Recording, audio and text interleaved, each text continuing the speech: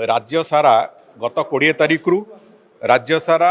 ए बाबद red पूरा प्रक्रिया आरंभ होती 217टी इलीगल भाटी जो गुड़िक आइडेंटिफाई होती सब गुड़िक रेड करा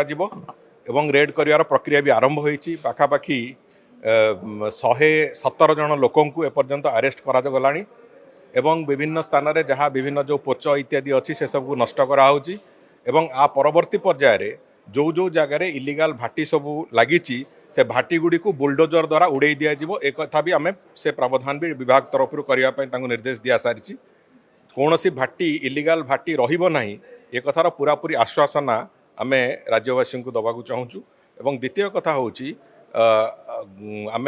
तुरंत निष्पत्ति भाव में गत काली आमर एक्साइज सुपरिटेडेट से जे थिले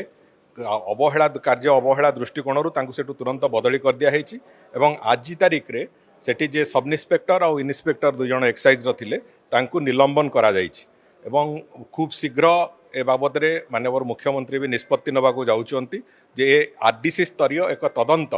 खूब शीघ्र आज काली भितर इन्स्टिट्यूट करा जिवो जो जे तदंत करिक 2 मास भितर तांकर रिपोर्ट देबे एवं से रिपोर्ट आधार जहाँ जहाँ से कार्यानुष्ठान आमको से रेकमेंड करेंगे से कार्यानुष्ठान भी करा जिवो कौनसी मते बेआईन मद कारबार को बंद करा जिवो जो कथा मु दायित्व नबार प्रथम दिन कहूली आज भी से कथा कहूँ एवं आसंता वर्षे भितर आम जो बेआईन मदर नेटवर्क को पूरा भांगिक चूरमार करदे।